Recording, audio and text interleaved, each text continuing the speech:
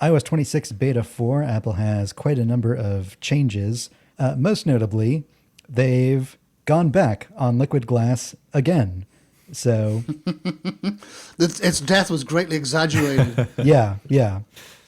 So you look at the bottom toolbar in an app like Music, and sure enough, they've You can't see anything. made the glass Just like much more transparent again. Yeah. it's exactly back to where it was, isn't it? Completely unintelligible. In a media app like Music, Apple always says it's about emphasizing the content, and it is so emphasized because you can no longer see the music you're playing, but you can see about 60 more points of pixels vertically in the content behind it. So I can't see what music I'm playing, but I can see a little bit of the album artwork behind the video player, behind the music player at the bottom. That's interesting. It begs the question why they changed it in the first place and why they then changed it back. A theory that I heard is that because this is going to be the first public beta again, Apple used the first 3 betas to get the impression and, all the feedback from developers, people who tried it first. But because the public beta is going to be more open, they're like, okay, well, let's switch it back to how it was when we introduced it and see what the public thinks. Are we going to get the same reaction when we add, 5 times more people to the beta program? That's an interesting theory. Yeah. That's. Or it could be enough people complained on X, and so now they're just going to make it cool again. Yeah, it's just internal battle. Like people are tugging it one way or the other, and like I want it transparent and I want it frosted. Yeah, it's like because I will say this does look much cooler than before. Like you watch especially in music and podcasts, like you can see the warping effect if you have like really detailed album art, and it looks cool. You just can't read what it's saying. Yeah. Well, there's the strange thing with what you have on screen there in the music app is it looks like they've disabled the edge blur effect. Like so, when you scroll up, like it's not blurring the content behind the status bar, which is a bit strange. The edge blur is there when you scroll to the very top, but then as soon as you start scrolling, the edge blur disappears, and so you don't have that lighter background anymore. But if you look at that, like the clock becomes unreadable, the time becomes unreadable when you kind of start scrolling. The edge blur is broken on the top half of the screen a lot. That happens in Safari all the time as well. Oh, yeah. So this is a rather buggy release. I said last week, wait out for beta 4. That'll probably be the public beta, and then you can probably go ahead. I take that back. Beta 4 is just as buggy, if not buggier than beta 3 in a number of ways. Although I will say battery life has marginally improved. A few other changes.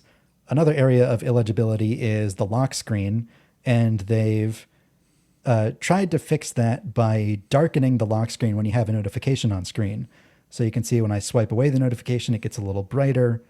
Yeah. When I swipe down again, it gets darker again. It gets darker, yeah. Helps a little bit. I don't think it adds enough contrast, and the animation is also kind of slow, but it does tell you that they heard the complaints and they're trying to fix it.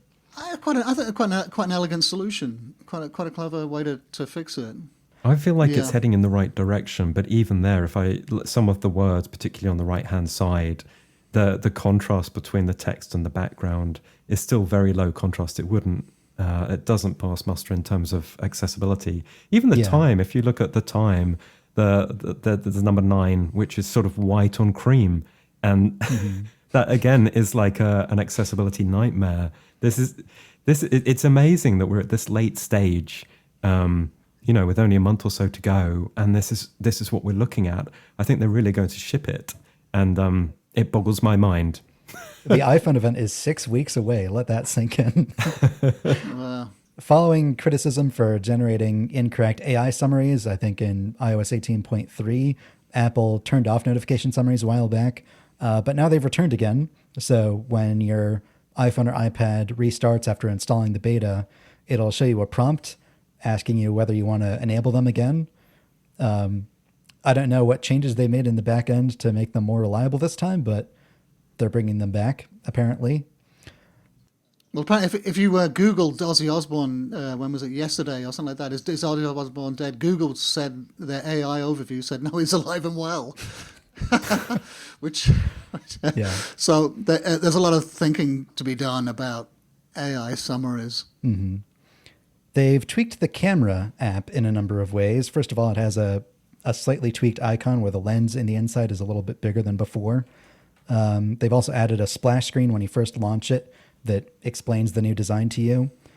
But there is one change that really bothers me. You open the camera app, you can zoom in and out all before, and you have like the new mode picker at the bottom that's, collapsed, and you can pick, photo or video. And then when you hold your finger on it, you see like the full selection of modes.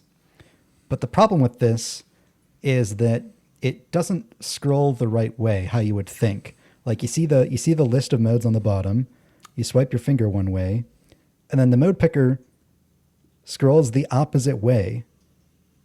Like you can see I'm moving my finger left and all the items are scrolling right. I move my finger to the right and all the items scroll left. Yeah. It's the only thing on iOS that scrolls the opposite way compared to everything else. I don't know why they've done this. It wasn't like this in the earlier betas. I kind of get it, but I take your point, and it might be a mistake, but I kind of get where they're coming from with it. Yeah, because doesn't it make it easier to see the target? Well, they could keep the mode switcher the same as it is, but just have it scroll the way you would normally expect. But it's like, which way do you expect though? Because I can the logic there is if I'm moving my finger to the left and I know that there are choices which are hidden to the left, then I want to get to those choices on the left. The fundamental thing about the iPhone is that whichever direction you swipe your finger in, the stuff on the screen below it moves in that direction as if you're pushing the pixels with your fingers. Yeah. And Right. this inexplicably doesn't do that. And it's the only thing that doesn't do that. You know what this is reminiscent of? This is exactly like in Mac OS 10 when the scroll bars went in the wrong direction. Yeah. It is like Remember that? Yeah. And there was that was a huge controversy. I remember that being a massive outrage about that. But like you said, it's unintuitive. You pull down and the thing scrolls up, and or whatever. It was the other way around. Yeah, I haven't experienced it. I'd have to see. How unintuitive is it, Griffin? Does it totally throw you off? I mean, if you know, like all the photo options are to this side, all the video options are to this side, I'm going to scroll to this side because those are where the photo options are, and I'm going to go there, then it throws you off. I mean, I imagine most people are probably going to read the labels anyway, but it's just jarring that it's the only thing on the phone that scrolls the opposite way. Because again, the phone is like a more direct interface. Like you're not moving a scroll bar, you're moving your finger on the thing that you're trying to move, and it's the only thing that scrolls opposite. But you say it's nowhere else in iOS, and I think that's probably true at the moment, but it's like a segmented control which is collapsed, right? And they could make that now as a new component that you can use in other apps. Because I think the segmented control currently has to show all of the options, but what they've created But segmented controls function the way that other things do, where like they do, but this is a collapsed segmented control where you've got like space constrained. And so I can kind of see the logic of it, because a segmented control works great on Mac or iPad, but on iPhone when you're in extreme compact portrait mode, then a segmented control often doesn't have enough space. So they've created here a solution to that, and it could be something that they... If I saw a very big segmented control that like went off the left and right side of the screen, and I went to scroll through the segmented control, I would still expect it to scroll the direction that my finger swipes it in. Okay. There are other less controversial changes here. They've changed the icons of external drives and disks with a little lighter appearance and remove some of like the perspective from them. Another change that they've introduced is they've brought back the additional settings for call screening, so you can set it to never, so that you just receive every phone call that is dialed to you. You can ask the reason for calling, which is the new smart AI feature, or you can just have all incoming calls silenced again. That's my kind of setting. Yeah, right there. Exactly. Yeah. So that's what I have my phone set to. I think that disappeared for the first few betas, but now it's back. And they explain what each of these do in a much more intuitive way. So that's a good change that they've made. They've also changed the default wallpaper again. They've been introducing more features to it as they've gone along. But now it has a dynamic option. So it'll change colors throughout the day. And when you're editing your lock screen, it'll preview them all for you. Like it'll go through dusk at night where it turns bluer, and then black in the background, and then it lightens up again in the morning. And, you can preview them all there. It's pretty attractive. I like this wallpaper. I'm not Yeah. a default wallpaper sort of person. Whenever I retire a device, I set its wallpaper to be the default for its operating system so that I can sort of jog my memory as to which device it is. But I think it's nice. What do you think? I like it. Yeah. Yeah, and those the way it changes colors is really attractive. Though I have my dog on my lock screen, and you know that feature where Apple picks your best pet photos and cuts them out and like combines them with the time and stuff. And Oh, yeah. it works amazingly well. It just finds all the best photos of my dog, and there's always like a nice surprise every time I pick up my phone.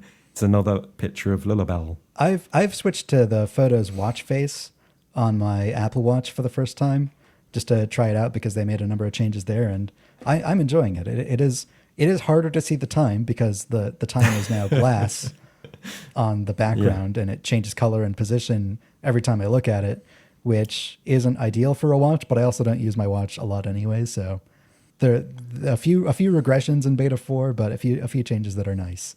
I hope they change the interface for the phone app. I think that is the worst thing ever. The phone app new interface is awful. I just find it absolutely an abomination. They did make one small change that really bugged me before, and that now when you go to the search tab and type in a contact name, it'll show you like, you know, the actual results of that contact and not your call history with that person, which was kind of confusing. But they made a number of changes to that. But you can't actually revert the phone app to the old design. You open the phone app, and then I think you tap the more button. Oh, you're right. In the upper right. Top. Yeah. You can Yeah. go back to the old one. Oh, cool. But it's growing on me. It's growing on me. Yeah, I think maybe I should force myself to like it, like a good Stockholm syndrome Yeah. sufferer. Doesn't it speak to Apple's lack of confidence in the new UI that they actually gave you a switch to turn back to the old UI? Apple doesn't usually do that, so I think that there's, you know, they kind of know there's a problem with it. I guess there are some things that are pretty good. I mean, like seeing the call history rather than just a list of your favorites is actually kind of useful, especially for all those calls you ignored. Especially because most people don't have 50 favorites. You only have like 3 or 4 favorites. I mean, I only have like 3 or 4 people I ever call on the phone ever. Well, yeah, did you know just this having is- those on the top and It made me realize how much the world has changed that I don't really care about the phone app anymore. You know, I hardly ever use it. And the only time I do Yeah. use it is like when I get a spam call. And, you know, apart from that, like phone is pretty much dead to me. So it's like, I don't care what Apple does to the phone app. And like having the phone app on the iPad and I see the icon there and it just gives me this feeling of depression. So I hid it because it's like, I just find the whole phone thing depressing now. It's just spam and junk calls, phishing. Well, the one thing you never want to do is take calls on turn on that Wi-Fi calling on your iPhone or your MacBook. Oh my God, that's just the worst. Because then when your phone rings, all your devices ring, and you really can't get away from it. Silence is definitely the best option. I mean, it's also nice in the new phone app because when you get spam calls, which are almost all the calls you ever get, it hides them. So Yeah. they don't even clutter up your recents list anymore, which is great. Yeah, that might make the phone usable again. Yeah. But that's iOS 26 beta 4. It's scarily close to being iOS 26, the released version for everybody. It really is. But Well, what's up the public beta? Because that was supposed to be released. Well, everyone supposed to be. Everyone was expecting it to be released this week on Tuesday. Yeah. right? yeah, because Or Apple Monday. did say it was going to be released sometime in July. My theory now that it hasn't been released yet, I mean, maybe it's been released in the 30 minutes we've been doing this phone call, but real-time follow-up, the public beta is out right now. Oh, it's out right now. Yep, they just released the public beta. Oh, okay. Wow, So that was there's very our prescient of you. You anticipated that. You manifested that. Oh, no.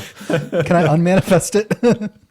There's plenty of other things I'd rather manifest than a public beta of iOS 26, I think. Oh, that's going to be really interesting because I guess that a whole bunch more people are prepared to use a public beta than a developer beta. So a lot of people now Yeah. are going to be seeing Liquid Glass for the first time, and I'm really interested to see what the reaction will be. Well, the developer reaction was, it was like, oh God, this is horrible, it's absolutely awful. And then the following week, it was, this is the best thing ever. Yeah, Followed by the week after that was back to it's awful. And then when Apple changed, tried to get rid of it, now that everyone missed it, they were like, oh God, we liked it, please bring it back. And so now they have brought it back. I mean, I wonder how they develop it. They must be driven crazy inside Apple, like looking at Twitter. It's just so schizo. Well, I feel both ways about it because I actually really want to like liquid glass. I love the lensing effect, and I think it's really cool. But at the same time, there are these legibility issues. So I guess I want it, but I want them to somehow magically solve all the problems with it. And some of the problems, are maybe subjective, but I do think some of the legibility problems we even saw on Griffin's demo are not subjective. They are just issues. And so I really hope that Apple can find a way to give us the best of both worlds, because I do really like it. I just feel it needs a little bit more TLC.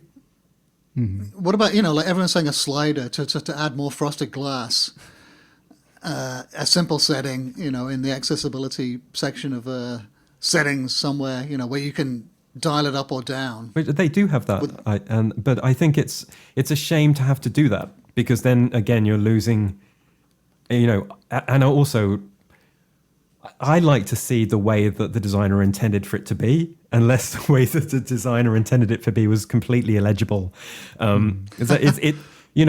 think the accessibility features should be there for people that have accessibility needs. But I feel like it shouldn't be a situation where almost everyone has to turn it on, because then it's not really an accessibility feature. It's it's just what you need to do in order to use the phone. The one thing you never want to happen is for there to be like a bunch of viral TikToks that it's like, oh, you need to change this setting to fix your phone. Because that's what happened with like the Photos app. It was like, oh, no, don't update your phone to iOS 18. Don't update your phone. And because your Photos app will be ruined. And that information just spreads around instead of, oh, when you update to iOS 18, you can customize the Photos app to make it however you want. Like the worst thing you want is for, masses of people to be afraid of your phone rather than know how to fix it. Yeah, I mean which is exactly what Apple will expose themselves to if they can't find a way to address those the most serious accessibility issues. I think it's okay for there to be the occasional problem, but there are just a few too many right now. I was just looking for that setting you were talking about. Is there just literally one setting, in Graham? Accessibility settings? You can, under like visual, I think you can turn on reduce transparency. Yeah.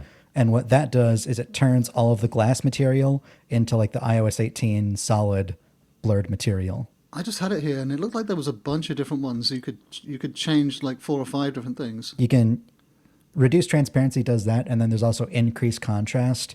And what that'll do is it'll like make the buttons brighter, and it'll give them like a big white outline around all of them. And right, and this is under display and text size, reduce transparency, increase contrast, and then a bunch of other different settings too. Yeah. Wow, there's a lot of stuff in there. Actually, if you've ever go digging around in Settings app, it's just absolutely mind-boggling, isn't it? You can go like menu after menu after menu with all these things that you can turn on. And I mean, in fact, Griffin, this has been a source of your employment for several years, hasn't it? Basically, turn a whole 800-word article out of every setting, and you've got a job for 3 years.